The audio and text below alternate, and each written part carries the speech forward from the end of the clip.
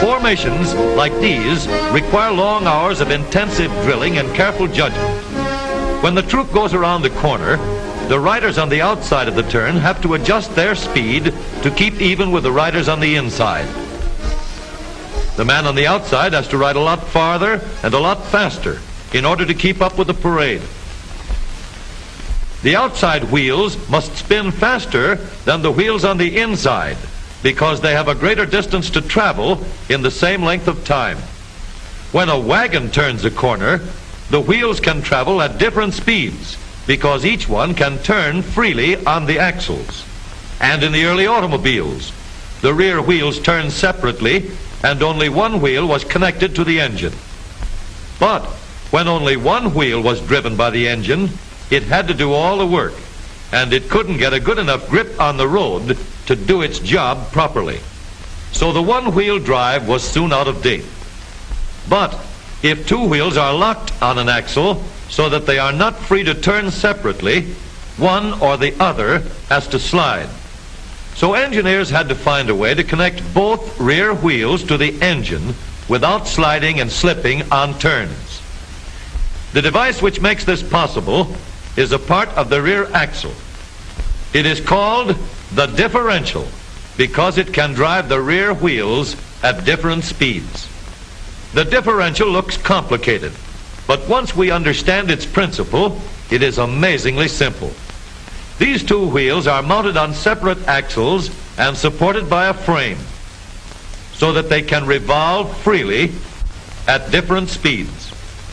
Let's fasten a spoke on the inner end of each axle so that by turning the spokes, we can turn each wheel separately. With a bar or crosspiece, we can turn both wheels in the same direction at the same rate of speed.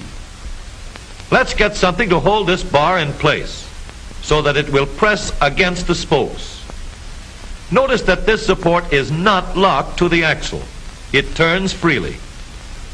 Now we can spin the wheels by rotating the support. This is fine as long as both wheels are able to turn at the same speed. But let's see what happens when we go around the corner. With this arrangement, we cannot drive one wheel faster than the other. And if we stop one wheel, the other wheel won't budge. Let's put this bar on a pivot so that it can swing in either direction.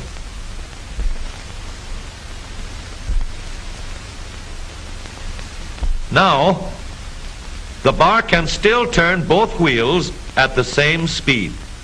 And because it pivots, it lets one wheel turn even when the other is stopped. But if turned too far, the bar will swing around until it won't drive the spokes that turn either wheel. We need another crossbar and more spokes to carry on the job. When we stop one wheel, the crossbars will continue to push the spokes of the free wheel around.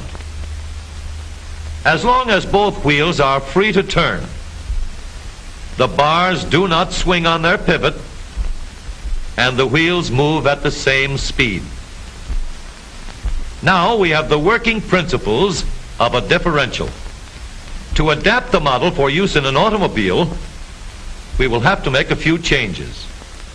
In order to reduce the jerky action caused by wide spaces between the spokes, we will put in more spokes. Further filling in the spaces between the spokes gives steadier, more continuous action, and changing the shape gives firm, constant contact. Now we can make the gears thicker and stronger, and we have differential gears. The edges are cut so that they will fit together more smoothly and silently, and another gear is added to share the work of driving the axles. The principle is the same. In order to turn the support and drive the wheels, we can fasten a large gear here, connected by a smaller gear to a source of power.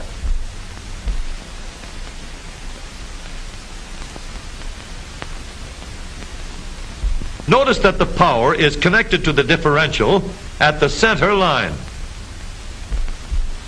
We can make our model more compact by moving the gears closer together.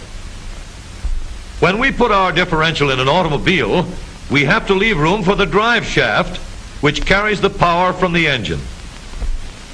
We may build the floor of the car above the drive shaft. But if we do, we won't have much room inside unless we make the top of the car high too. Of course, we could lower the floor and ceiling, but the drive shaft would be higher than the floor. This would have disadvantages. A shaft in the middle of the floor of an automobile would be inconvenient for passengers and would be awkward for carrying luggage. Today, engineers have found a way to make the car roomier and closer to the road without a clumsy shaft above the floor. The drive shaft from the engine to the differential is lowered out of the way, and the drive shaft is connected to the rear axle at the bottom. The new low center drive makes the rear axle quieter, stronger, and more durable because it gives better, smoother contact between the gears. The automobile of today with the low center drive is stronger and more rugged. Every part of the rear axle has been built to withstand strains far greater than it will ever meet on the straightaway or around the corner.